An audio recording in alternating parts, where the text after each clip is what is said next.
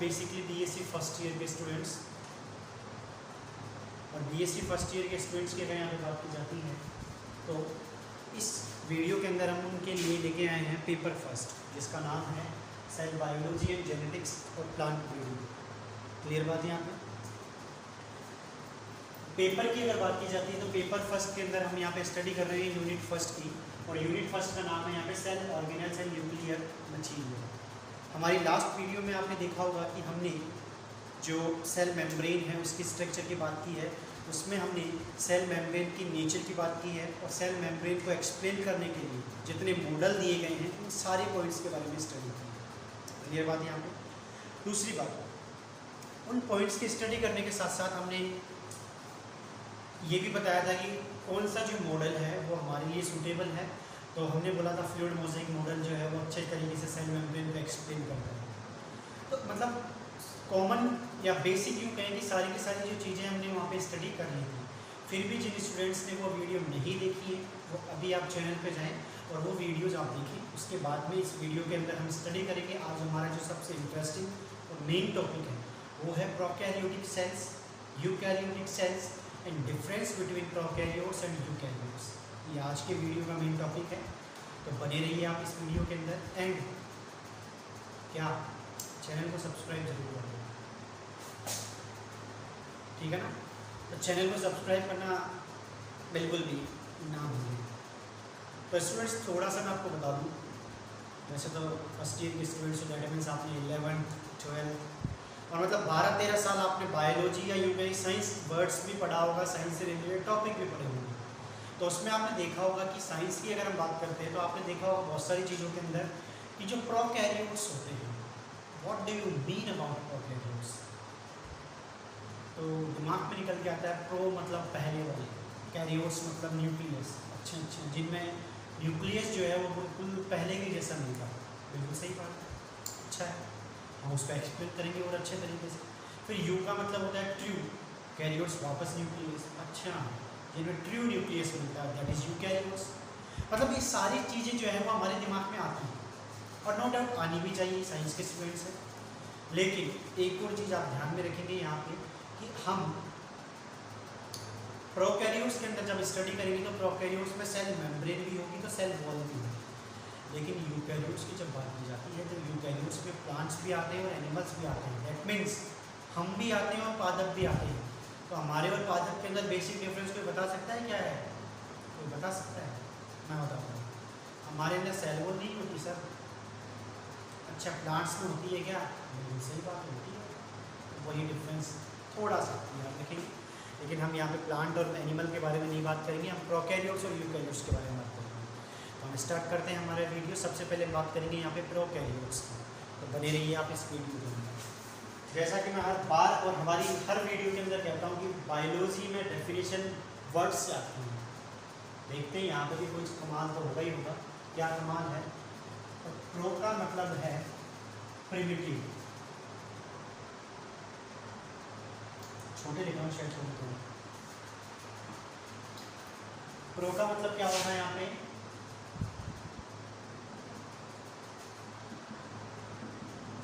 Primitive, ठीक है। And what do we mean about karyotes? तो कैरियोन, ठीक है।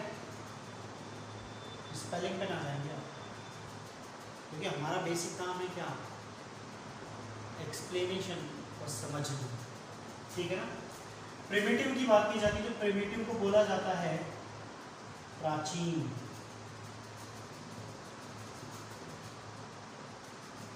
क्या कहा जाता है?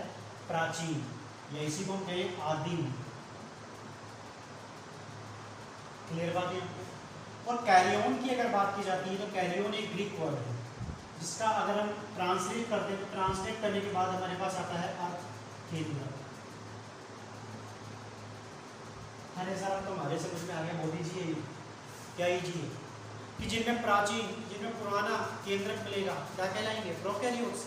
बहुत समझदार हो गए स्टूडेंट्स। तो अगर यही चीज़ होती तो हम इतना जो वीडियो है, इतनी सारी जो चीज़ें हैं वो थोड़ी पढ़ते हैं। लेकिन हाँ, कुछ हद तक आप सही हैं। क्या? कि जिनके अंदर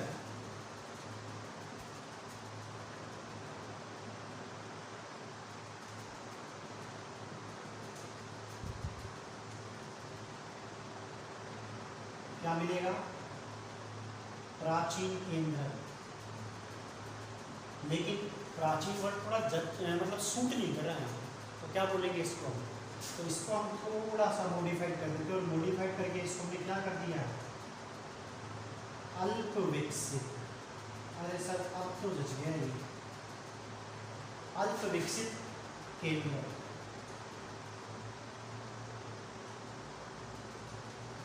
क्लियर बात यहाँ पे? That means what do you mean about prokaryotes? का प्रोकैरियोट्स आर दीज ऑर्गेनिज्म जिसमें हमें क्या मिलेगा? अनडेवलप्ड न्यूक्लियस मिलता है, उससे हम क्या कहते हैं? प्रोकैरियोट्स कहते हैं। क्लियर बात यहाँ पे? Important point. अब अल्प विकसित और विकसित में क्या डिफरेंस होगा? तो सीधी सी आपको मैं बात बता दूं, अल्प विकसित का मतलब होगा जिसके अंदर केंद्रक से रिलेटेड जो इंपॉर्टेंट स्ट्रक्चर्स है जो नहीं होंगे। अब वो कौन कौन सी है वही तो पढ़ रहे हैं इसमें, आप टेंशन क्यों कर रहे हो? ठीक है, तो आप एक बार देख लीजिए। प्रोकैरियोट्स की डेफिनेशन आपको समझ में आ गई। ऐसे जीव जिनमें अल्प विकसित केंद्रक पाया जाता है। अब अल्प विकसित केंद्रक किसे कहा जाएगा वो हम देखेंगे। ठीक है, एक बार आप इसको देख लीजिए, नोट करना चाहें तो नोट कर सकते हैं। तो प्रोकैरियोट्स और प्रोकैरियोटिक सेल के बारे में पढ़ने से पहले हम इसका डायग्राम ड्रॉ करेंगे और उस डायग्राम से आप इसको एक्सप्लेनेशन के अंदर लेके आएंगे। ठीक है, डायग्राम आप बनाइए मेरे साथ साथ। यहाँ पर मैं एग्जाम्पल की अगर बात करूँ तो मैंने एग्जाम्पल लिया है यहाँ पे बैक्टीरिया का।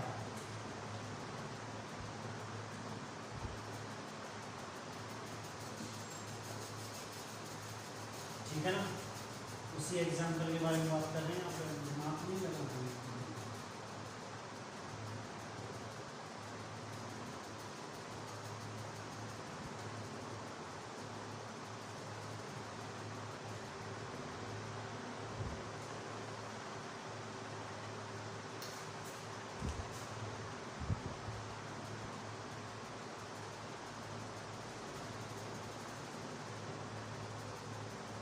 क्लियर बात है यहाँ पे?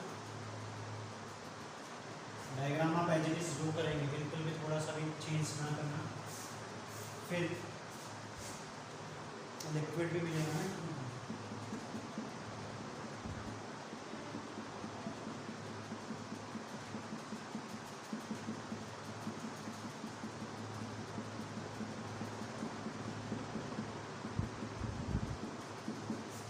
ठीक है, अब हम इसकी लेबलिंग करने से पहले थोड़ा सा इसमें कोई चीज़ मिलती है, ज़्यादा नहीं मिलती।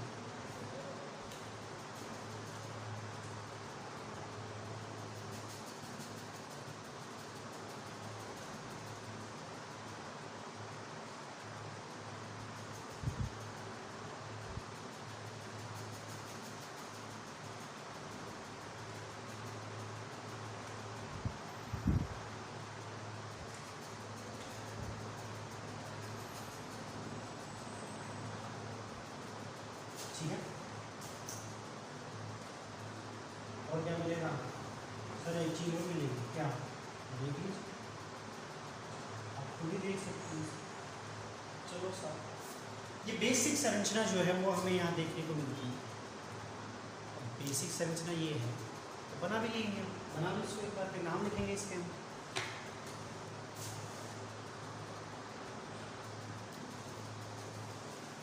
इसके बाद अलावा यहाँ पे हमें और भी चीज़ें जो है वो देखने को मिलती है। हमें यहाँ देखने को मिल सकती है एक प्लाज्मा, छोटे छोटे जो अन्य मटेरियल्स हैं, ग्लाइकोजन प्रोटीन है, वो भी यहाँ हमें देखने को मिल सकती है। साथ में हमें यहाँ पे फ्लैजिला भी देखने को मिल सकता है, क्योंकि हम यहाँ पे प्रोकैरियोट की बात करने जा रहे हैं। ठीक है ना,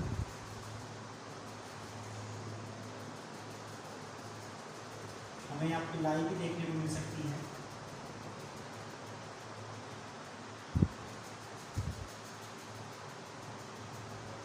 ये कॉमन स्ट्रक्चर्स हैं, इसलिए आप थोड़ा सा भी ये ना सोचें कि सर ये कहाँ मिलेगा कहाँ नहीं मिलेगा। ये मैंने ऑल अबाउट प्रोकैरियोट्स के बारे में बात की है। ठीक है ना, तो एक बार अब इसके नेम के बारे में बात करें।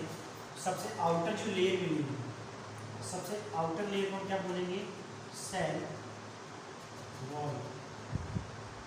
इसके नाम से इसको जाना जाएगा सेल वॉल के नाम से। सेल वॉल के जस्ट नीचे की तरफ जो संरचना मिलेगी उस संरचना को हम बोलेंगे सेल मेम्ब्रेन।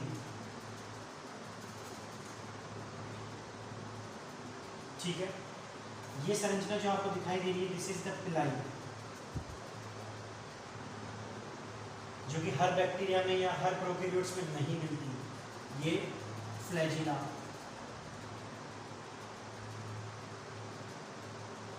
ठीक है, ये भी सभी के अंदर नहीं मिलेगा, इसलिए ये भी आप दिमाग में ना लगाएं। ये प्लाज्मिड है।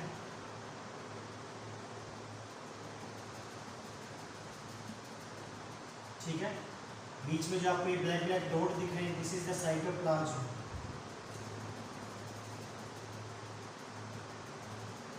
और बीच में आपको ये गैप दिख रहा है, सेल वॉल और सेल मेम्ब्रेन के बीच का गैप, इस गैप को बोलते हैं हम पेरीप्लाज्मिक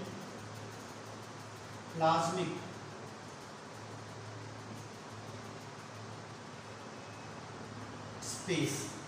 ठीक है, ये पेरीप्लाज्मिक जो स्पेस होता है ये क्या होता है, एनालोगस होता है इसके, एनालोगस होता है ये लाइसोसोम के।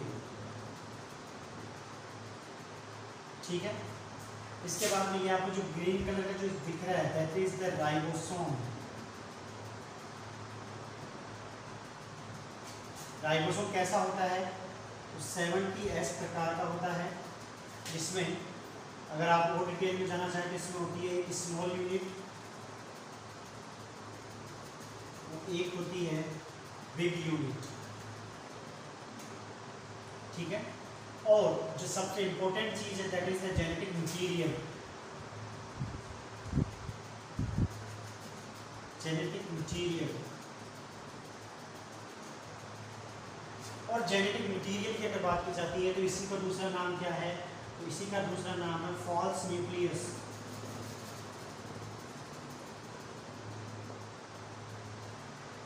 या इसी का दूसरा नाम हम कहें तो इसको हम कह सकते हैं जीनोफोर। या इसी का दूसरा नाम अगर हम देखें तो इसको हम कह सकते हैं फाइब्रिलर न्यूक्लियस।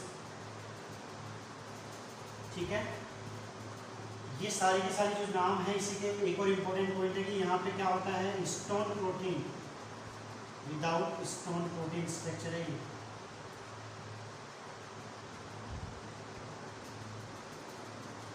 क्लियर बात है यहाँ पे। इस साइटोप्लाज्म की अगर बात की जाती है तो इस साइटोप्लाज्म के अंदर हमें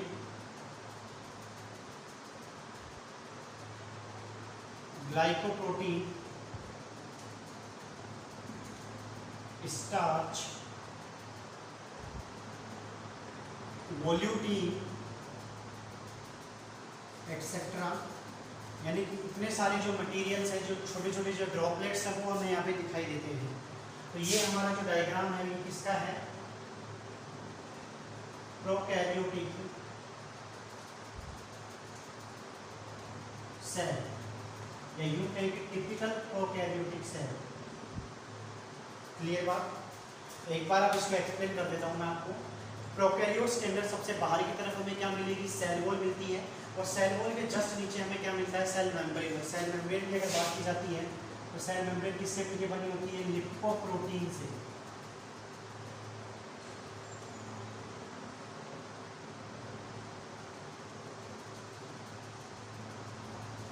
लिपोप्रोटीन से मिलकर बनी होगी, लिपिड और प्रोटीन से। सेल वॉल की अगर बात की जाती है तो ये सेल्यूलोज एंड प्रोटीन से मिलकर बनेगी।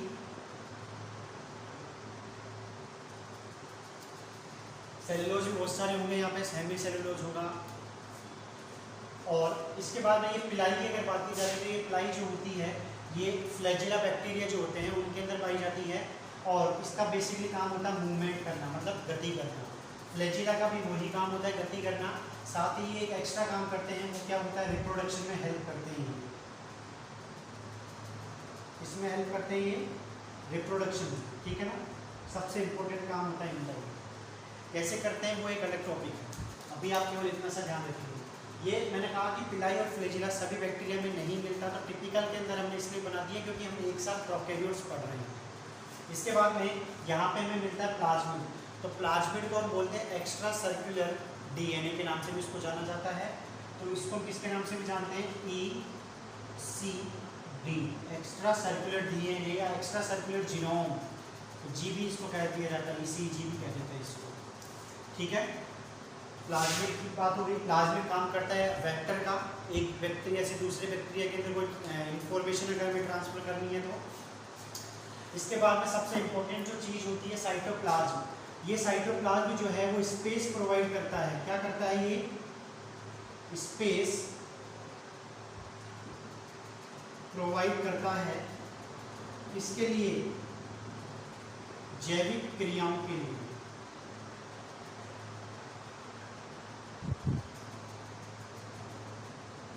ठीक है, इंपॉर्टेंट पॉइंट है, साइटोप्लाज्म का होना सबसे ज़्यादा जरूरी है। इसी साइटोप्लाज्म के अंदर हमारे सबसे इंपॉर्टेंट जो संरचना वो पाई जाती है राइबोसोम, और राइबोसोम का काम होता है प्रोटीन सिंथेसिस।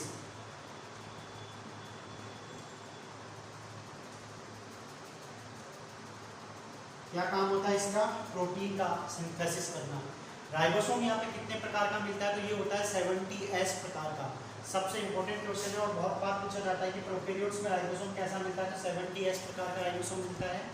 इसका बेसिकली काम क्या होता है? प्रोटीन का सिंथेसिस करना। ठीक है, या इसी को हम कहते हैं प्रोटीन सिंथेसिस साइट। बहुत बार क्वेश्चन पूछ लिया जाता है कि एक सेल के अंदर प्रोटीन सिंथेसिस साइट जो है वो कहाँ पाई जाती है? तो वो राइबोसोम में मिलती है। इसके बाद हम बात करें कि इसका जो जेनेटिक मटेरियल होता है, ये जेनेटिक मटेरियल जो है वो कैसा होता है? बिना स्टोन प्रोटीन के होता है। और इसी वजह से हम कहते हैं कि प्रोकैरियोट्स का जो न्यूक्लियस होता है वो कैसा होता है? प्राचीन होता है, अल्प विकसित होता है। वो यही रीजन है, क्योंकि इनमें क्या नहीं मिलते? इनके अंदर जो स्टोन प्रोटीन है वो नहीं पाए जाते। इनके अंदर जो हमारा डीएनए के न्यूक्लियस की जो न्यूक्लियर वॉल होती है वो नहीं पाई जाती, और अदर प्रोटीन्स होते हैं वो भी नहीं पाए जाते। इसी वजह से इसको हम क्या कहते हैं? फॉल्स न्यूक्लियस कहते हैं, मतलब असत्य केंद्र। जीनोम भी इसको कहा जाता है, जेनेटिक मटेरियल होता है इसके अंदर। साथ ही धागेनुमा संरचना होती है, इसलिए इसको हम क्या बोलते हैं? फाइब्रिलर न्यूक्लियस भी। तो ये कुछ सामान्य जो स्ट्रक्चर्स हैं वो प्रोकैरियोट्स में पाई जाती है, वो हमने यहाँ पे देख ली है। एक सबसे इम्पोर्टेंट जो पॉइंट है वो रह गया, वो एक बार देख लीजिए, periplasmic space. Very important point है। इस सेल मेम्ब्रेन और सेल वॉल के बीच में जो खाली जगह पाई जाती है ये क्या कहलाती है? Periplasmic space. इसको हम कहते हैं, ये एनालोगस होता है लाइसोसोम की। लाइसोसोम की अगर बात की जाती है तो लाइसोसोम को हम कहते हैं आत्मघाती थैली। क्या कहते हैं इसको हम? आत्मघाती थैली। और इस आत्मघाती थैली का मतलब होता है कि कोई भी नष्ट पदार्थ होता है या कोई भी हमारे बिना काम का पदार्थ होता है सेल का, ये उसको क्या कर लेता है? अपने पास बुलाता है, उसको नष्ट करके दूसरे रूप में कन्वर्ट कर देता है। तो यही काम कौन करता है? ये पेरीप्लाज्मिक स्पेस।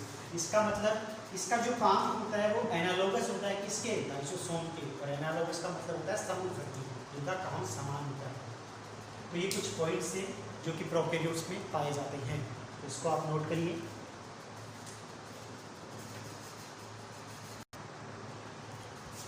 तो अब हम बात करते हैं किसके बारे में? यूकैरियोटिक सेल्स के बारे में। तो हमने अभी जस्ट देखा प्रोकैरियोट्स क्या होते हैं। तो यूकैरियोट्स की अगर बात की जाती है तो यूकैरियोट्स के अंदर मैंने बताया कि you and karyotes, again carry on होगा। यू का मतलब है यहाँ पे ट्रू, और कैरियोन का मतलब है यहाँ पे न्यूक्लियस। ठीक है, ट्रू का मतलब है यहाँ पे वेल डेवलप्ड,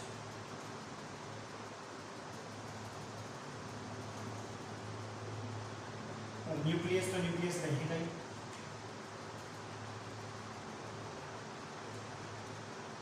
ठीक है, इसका मतलब क्या होगा कि इनका जो केंद्रक होता है वो कैसा होता है? विकसित, या विकसित के आगे एक और वर्ड ऐड करते हैं, पूर्ण विकसित। ठीक है, तो कैसा केंद्रक पाया जाता है इनके अंदर? पूर्ण विकसित केंद्रक पाया जाता है। और इनको पूर्ण विकसित केंद्रक वाले जीवों को क्या कहा जाता है? यूकैरियोट कहा जाता है।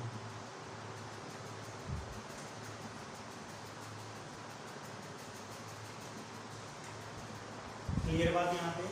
तो ये बेसिक डिफरेंस या यूनिटी बेसिक डेफिनेशन है। लेकिन अब हम क्या देखना चाहते हैं, तो अब हम ये देखना चाहते हैं कि यूकैरियोटिक सेल जो है वो कैसी होती है, मतलब ये कोशिका कैसे दिखाई देती है, उसी के बारे में हम यहाँ पे बात करेंगे। तो बने रहिए आप इस वीडियो के अंदर। डेफिनेशन क्लियर हो गई, जिनके अंदर वेल डेवलप्ड न्यूक्लियस पाया जाता है। अब वेल डेवलप्ड का मतलब क्या है, वहाँ पे हमने देखा था कि वहाँ पे स्टोन नहीं मिलता, इसका मतलब है यहाँ स्टोन मिल सकता है, क्योंकि वेल डेवलप्ड हम इसको कह रहे हैं, इसका मतलब है यहाँ पे क्या मिल सकता है, स्टोन। बिल्कुल सही बात है, मिलेगा। ठीक है, तो आप इसको देखते रहिए।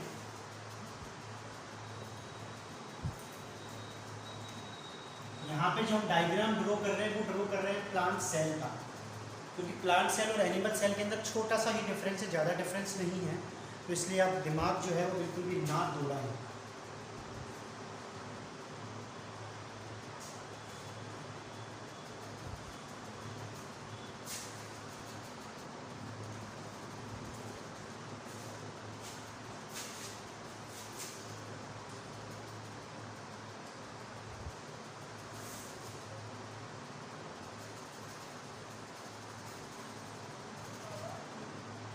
ठीक है, इसी तरीके से बाहर की तरफ हमें क्या मिलेगी, यहाँ पे सेल वॉल पे देखने को मिलेगी।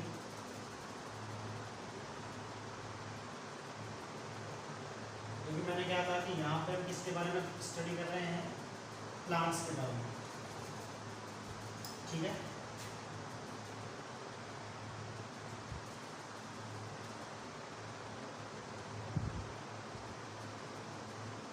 ये हुआ। अब जो सबसे इम्पोर्टेंट पॉइंट है वो हम यहाँ पे इसके अंदर जो पाई जाने वाली संरचना है उसी के बारे में बात करेंगे। तो संरचनाओं के बारे में बात करते हैं यहाँ पे सबसे पहले।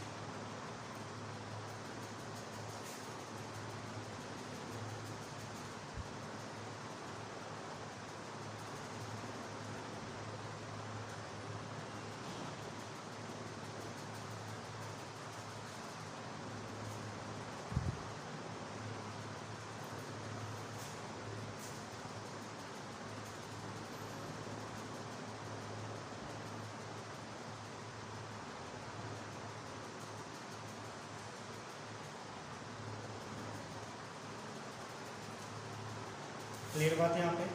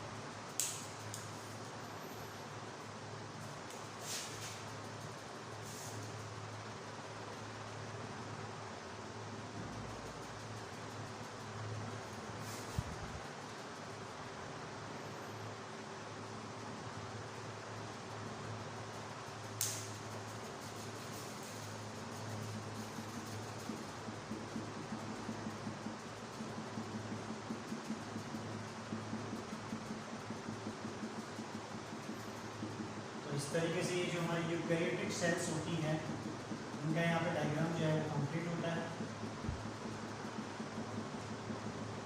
इसको आप एक बार ड्रॉ करें।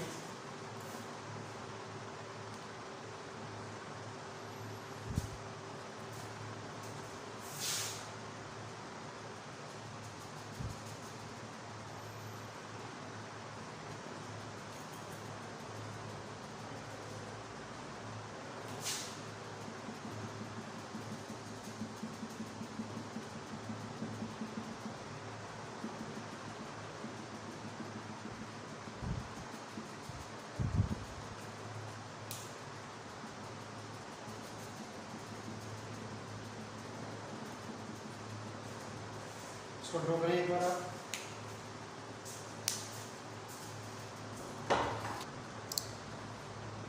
तो ये एक डायग्राम है। अब इसकी हम लेबलिंग करते हैं कि लेबलिंग के अंदर हम सबसे पहले क्या देखेंगे, सबसे बाहर की तरफ हमें क्या देखने को मिलती है। सबसे बाहर की तरफ हमारे पास है सेल वॉल, ठीक है। सेल वॉल के जस्ट नीचे की तरफ हमें क्या देखने को मिलेगी, सेल वॉल के जस्ट नीचे की तरफ हमें देखने को मिल रहा है एंडोप्लाज्म, सेल मेम्ब्रेन।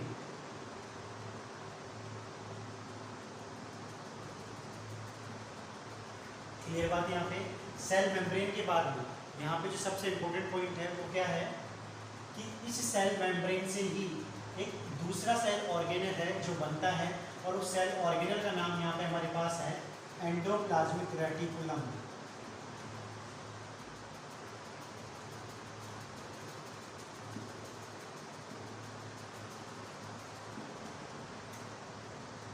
ठीक है, इसको शॉर्ट में बोला जाता है ER। क्लियर बात है। यहाँ पे एंडोप्लाज्मिक रेटिकुलम की भी अगर बात की जाए तो एंडोप्लाज्मिक रेटिकुलम भी दो प्रकार का होता है, SER और RER। अब ये S और R क्या होते हैं, तो S का सीधा सा मतलब होता है स्मूथ, और R का मतलब है यहाँ पे रफ। ठीक है, ये चीज़ आपको याद रखनी है। बाकी डिटेल हम ये अलग से पढ़ेंगे जब हम सेल ऑर्गेनल पढ़ेंगे। फिर इसके बाद में आपको ये जो स्ट्रक्चर दिख रही है बिल्कुल अलग से सिंगल, इसको बोलते हैं यहाँ पे लाइसोसोम।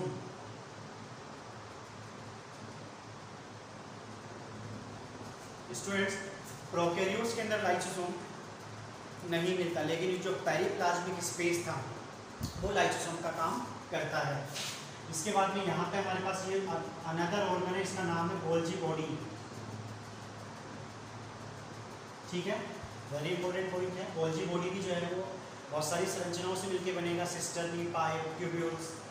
इसके बाद में वेरी वेरी इंपॉर्टेंट पॉइंट है कि ये जो हमारे को जो अलग अलग पैकेट्स जो दिख रहे हैं, दिस इज द न्यूक्लियस। इसको क्या बोलते हैं हम, केंद्र। क्लियर बात यहाँ पे।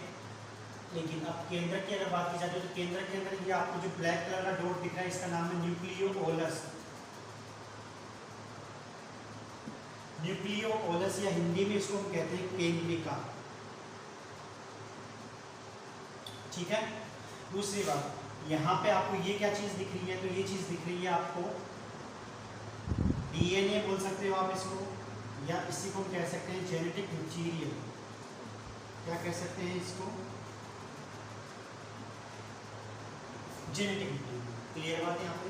और इन दोनों संरचनाओं या यूं कहें कि इन दोनों संरचनाओं को मिलाकर के ही हम यहाँ पे नाम देते हैं न्यूक्लियस।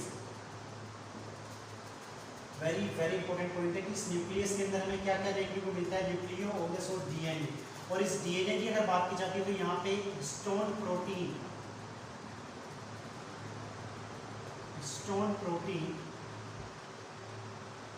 उपस्थित है यहाँ विद स्टोन प्रोटीन। न्यूक्लियस कैसी संरचना है, तो न्यूक्लियस एक डबल मेम्ब्रेन,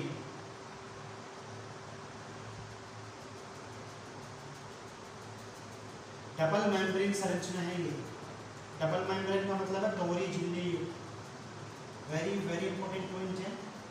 और यही रीजन है कि इनका जो न्यूक्लियस होता है वो कैसा होता है, विकसित होता है, क्योंकि यहाँ पे क्या मिलती है, स्टोन प्रोटीन मिलती है। फिर यहाँ पे आपको जो ग्रीन कलर का जो अंदर लिक्विड दिख रहा है, इसको आप कह सकते हैं न्यूक्लियोप्लाज्म। क्या कह सकते हैं इसको आप, न्यूक्लियोप्लाज्म।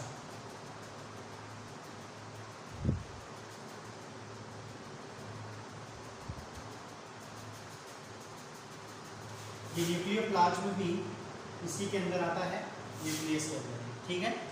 इसके बाद में ये जो ग्रीन कलर की संरचना आपको दिखाई दे रही है, ये ग्रीन कलर की संरचना कहलाती है क्लोरोप्लास्ट। क्लोरोप्लास्ट या इसी को हम कहते हैं हरित लवण। वेरी इंपॉर्टेंट पॉइंट है कि हरित लवण की कैसी संरचना है, एक दोहरी झिल्ली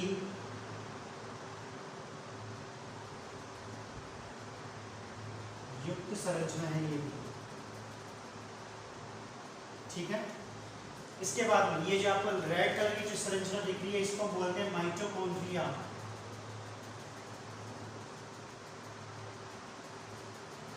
माइटोकॉन्ड्रिया या इसी को दूसरा नाम है पावर हाउस। ठीक है।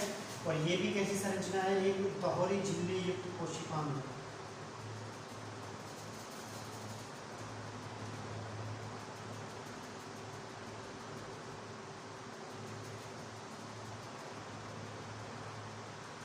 दोहरी झिल्ली युक्त संरचना है, ठीक है।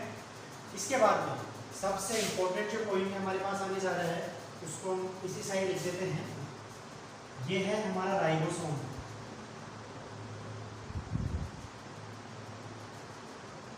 राइबोसोम जो कि कैसा मिलता है यहाँ पे 80S प्रकार का होता है और मेम्ब्रेन लेस होता है ये, मतलब इसमें झिल्ली नहीं पाई जाती। वेरी वेरी इंपॉर्टेंट पॉइंट है कि राइबोसोम कैसा होता है, एक मेम्ब्रेन लेस संरचना होती है।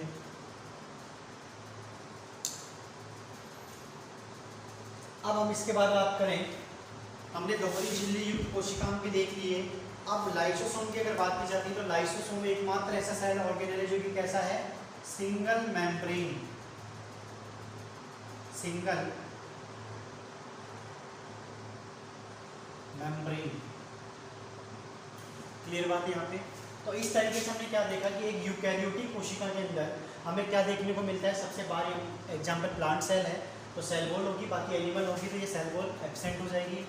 और इस सेल वॉल के जस्ट नीचे हमें मिलती है सेल मेम्ब्रेन। इस सेल मेम्ब्रेन से एक नया कोशिकांग बनता है जिसका नाम है यहाँ पे एंडोप्लाज्मिक रेटिकुलम। इसी एंडोप्लाज्मिक रेटिकुलम से हमारी न्यूक्लियस की जो मेम्ब्रेन होती है वो अटैच रहती है, जिसे हम कहते हैं न्यूक्लियर मेम्ब्रेन, और या इसी को हम कहते हैं न्यूक्लियर एनवलप भी, वो हम आगे देखेंगे। न्यूक्लियस के अंदर हमें मिलता है यहाँ पे जेनेटिक मटेरियल डीएनए जो कि स्टोन प्रोटीन के साथ होता है। साथ ही यहाँ पे हमें क्या मिलती है, न्यूक्लियोलस, केंद्रिका भी जो है वो पाई जाती है। इसके बाद में यहाँ पे हमें सिंगल एक सेल मेम्ब्रेन जो ऑर्गन है वो मिलता है लाइसोसोम, जो कि कैसा होता है, सिंगल मेम्ब्रेन होता है। प्लस लाइसोसोम का काम आपको पता है कि जो अपघटित पदार्थ होते हैं या यूँ कहें कि जो अनअपचित पदार्थ होते हैं, अनडाइजेस्टेड पदार्थ, उनको ये क्या करता है, डाइजेस्ट करता है। फिर इसके बाद हमारे पास आता है नेक्स्ट लाइसोसोम के बाद में गोल्जी बॉडी। गोल्जी बॉडी की अगर बात की जाती है तो गोल्जी बॉडी जो है वो ग्लाइकोप्रोटीन के सिंथेसिस में हेल्प करता है। तो ये भी हमारे लिए बहुत इंपॉर्टेंट सेल ऑर्गेनेल है, ध्यान रखना स्टूडेंट्स है। गोल्जी बॉडी भी जो है बहुत इंपॉर्टेंट है। बाकी हम डिटेल में पढ़ेंगे अलग अलग सेल ऑर्गेनल्स के बारे में भी। फिर इसके जस्ट बाद में हमारे पास आता है क्लोरोप्लास्ट, क्योंकि न्यूक्लियोलस और डीएनए की बात हमने कर ली। क्लोरोप्लास्ट की अगर बात की जाती है तो क्लोरोप्लास्ट भी कैसा होता है, दोहरी झिल्ली युक्त कोशिकांग होता है, जिसका मेन काम होता है फोटोसिंथेसिस, मतलब प्रकाश संश्लेषण का मतलब भोजन का निर्माण करना। साथ ही इसके बाद हमारे पास आता है माइटोकॉन्ड्रिया। माइटोकॉन्ड्रिया भी क्या होता है, दोहरी झिल्ली युक्त कोशिकांग होता है और इसको पावर हाउस भी कहते हैं, बिकॉज ये क्या करता है, एटीपी सिंथेसिस करता है। और दोनों के दोनों जो कोशिकांग है, इन दोनों के दोनों कोशिकांग को सेमी ऑटोनोमस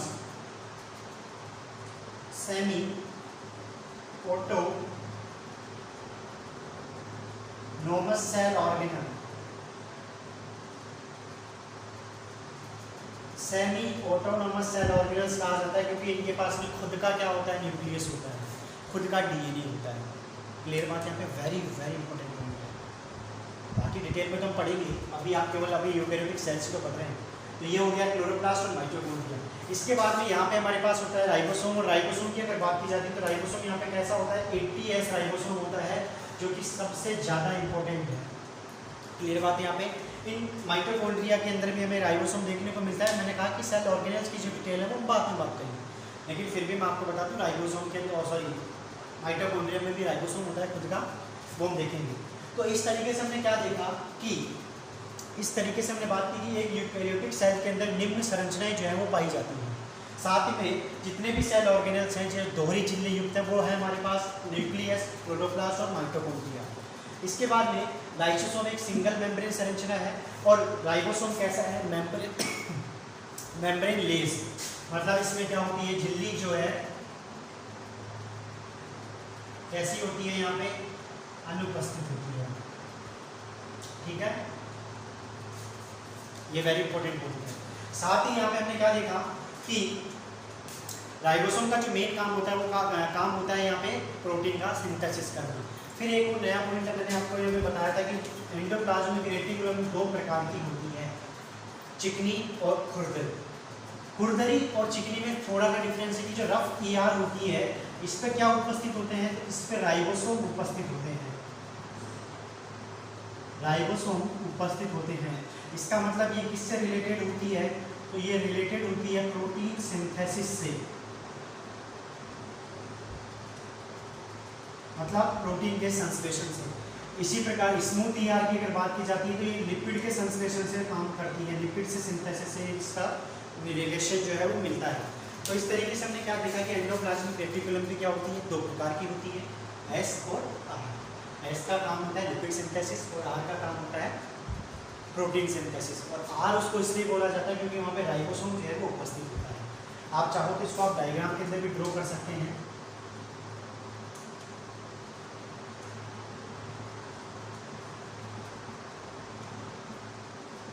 ठीक है, और मैंने इसको एक साइड रफ बना दिया और एक साइड क्या कर दिया, इसको स्मूथ कर दिया। इसी तरीके से गोल्जी बॉडी की अगर बात की जाती है तो गोल्जी बॉडी के अंदर भी हमें क्या देखने को मिलती है, ऐसी संरचनाएं जो है वो देखने को मिलती है।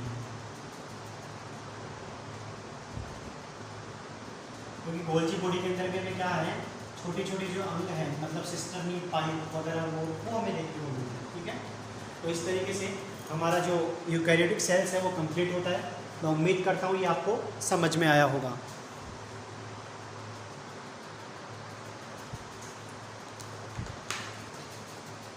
तो अगर ये वीडियो आपको अच्छी लगी है तो आप इसे ज़्यादा से ज़्यादा शेयर करें और चैनल को सब्सक्राइब जरूर कर दें, बिकॉज हमने इसके अंदर प्रोकैरियोट्स के बेसिक फीचर्स और यूकैरियोट्स के बेसिक फीचर्स की बात की है। फिर इसके बाद हम बात करेंगे, जो हमारी नेक्स्ट वीडियो होगी वो होगी डिफरेंस बिटवीन द प्रोकैरियोट्स और यूकैरियोट्स। मतलब ऐसी कौन सी संरचना है, ऐसा कौन सा जो मुख्य भाग है वो प्रोकैरियोट्स में मिलता है और यूकैरियोट्स में नहीं मिलता, या उनमें मिलता है या इनमें नहीं मिलता। तो ये केवल एक हमारा जनरल इंट्रोडक्शन था about the prokaryotes and eukaryotes. मैं उम्मीद करता हूँ वीडियो आपको अच्छी लगी होगी। Thank you very much students. Channel को सब्सक्राइब करें और बेल आइकन को जरूर प्रेस कर दें और वीडियो को ज़्यादा से ज़्यादा शेयर करें।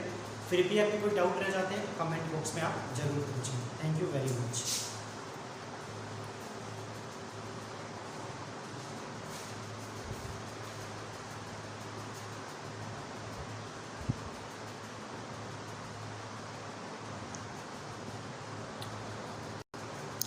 यहाँ पे आप नीचे की तरफ लिख सकते हैं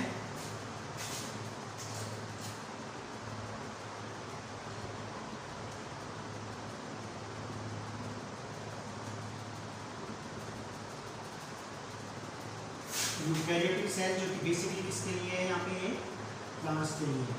और प्लांट्स और एनिमल्स में मैंने आपको बताया कि केवल बेसिक डिफरेंस होगा, सेल वॉल एब्सेंट होगी, उसमें प्रेजेंट होगी। सेल वॉल की अगर बात की जाती है तो सेल वॉल यहाँ पे किससे मिलकर बनी होगी, सेल्यूलोज, प्रोटीन। इसी की तरीके से सेल मेम्ब्रेन की अगर बात की जाती है तो ये वापस किससे मिलकर बनी होगी, लिपोप्रोटीन से। ठीक है,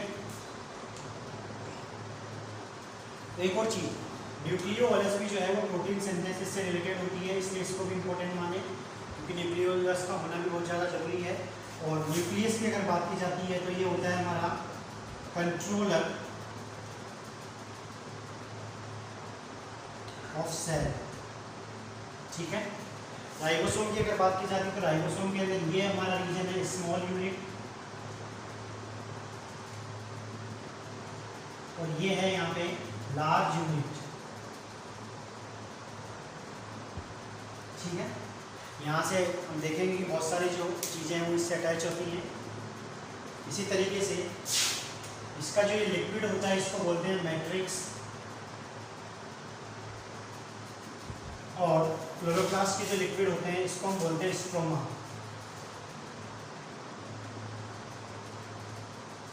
ठीक है, दोनों एक ही हैं, बस नाम थोड़ा सा डिफरेंस कर दिया इनमें। बाकी ये जो अंदर आप होगा संरचना है, दिस इज द क्रिस्टी, और ये बीच में जो आपको ग्रीन कलर के जो छल्ले दिख रहे हैं ये होते हैं यहाँ पे ग्रेन अम्ल। तो ये बहुत सारी चीज़ें हैं, हम देखेंगे आगे की तरफ। अब आप इसको नोट कर सकते हैं आराम से।